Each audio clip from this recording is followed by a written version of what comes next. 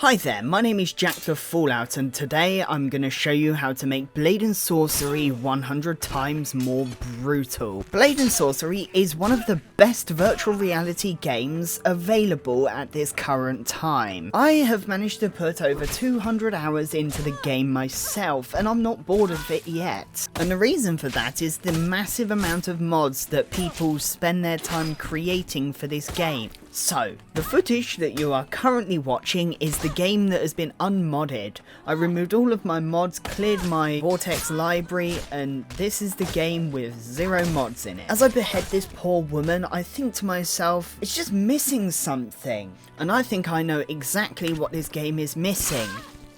It needs better blood effects.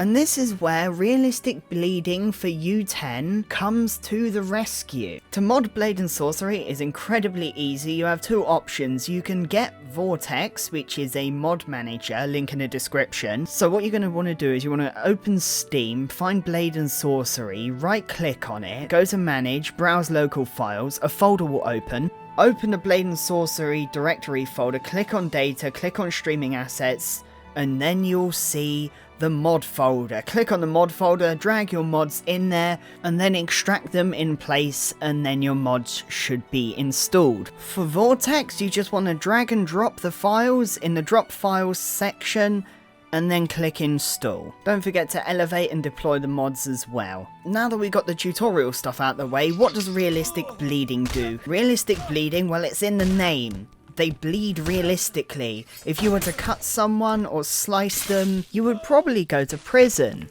But in Blade and Sorcery, blood would start dripping out of that cut or slice. It is absolutely incredible and pretty advanced for a mod. You can see it demonstrated here while I torture an NPC.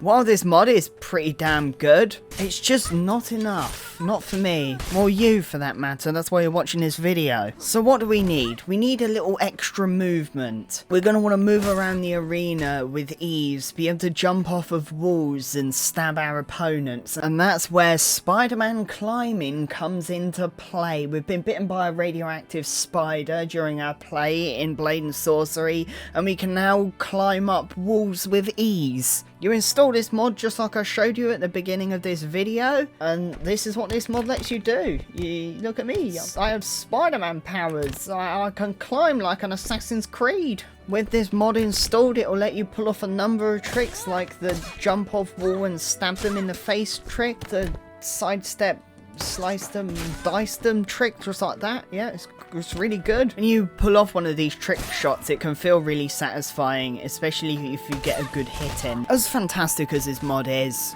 there's still not enough blood, so let's climb our way up this arena and find more blood with Blood Effects Overhaul 2. The way you install this mod is the same as the others, and it adds a number of different blood effects, like stabbing them in the throat feels a hell of a lot more satisfying now because the blood spurts out everywhere. It's disgusting and awesome. This is where the game changes from being a bit tame to damn right savage. With these new effects added to the game, cutting off someone's limb feels a hell of a lot more satisfying, and it feels like it's actually doing something. Unfortunately, they still die instantly. And as fun as it was beating the daylights out of this poor NPC, I still feel like it can be a bit better. And I know it can be a bit better. As cool as these beheading and blood effects are. Oh, I've got one more trick up my sleeve. And that trick is Sectory U10. And Sectory U10 is a absolutely brutal mod that gives your NPCs a skeleton. And that pesky problem where his arm gets cut off and he dies instantly, well, that's gone as well. Wow, we broke the 4th wall. How interesting. As I mentioned before, what this mod does is it gives the NPCs a skeleton, which means necks, arms, legs, heads, tails can all be broken. This mod is not for those who are easily squeamish. It makes the game very brutal indeed. From cutting off limbs and breaking necks, it has everything. And in combination with the other mods as part of this video, it is very, very brutal indeed. It adds a certain level of realism to the game, if not a little bit exaggerated, but still is fun nonetheless. As I stab this poor NPC in the neck with my sword, you can hear his neck break as I push the sword in. And also in combination with some very interesting weapon mods.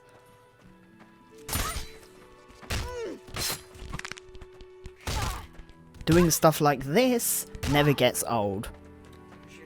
What is this?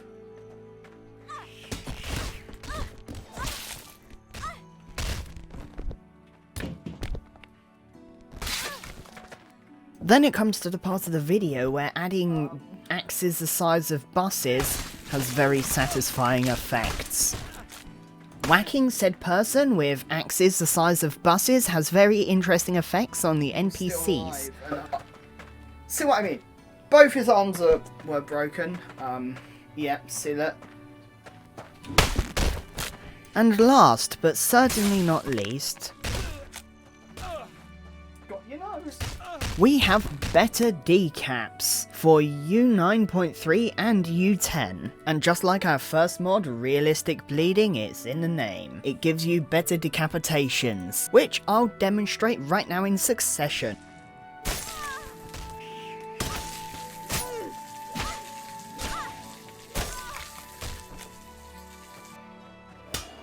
With this mod installed, it doesn't feel like there's a lot of pressure inside the NPC's neck when you behead them.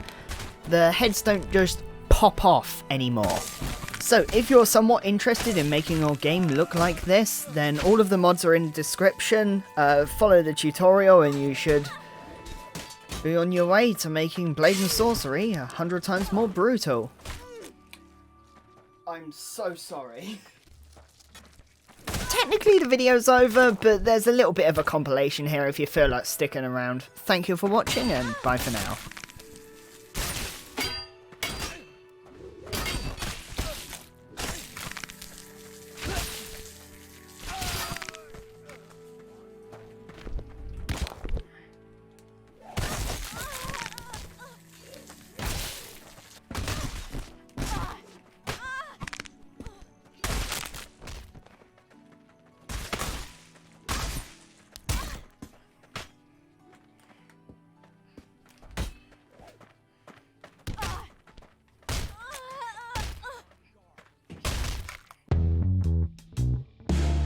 Thank you so much for watching. My name is JackTheFallout. If you like what you see here, like, comment and subscribe right now.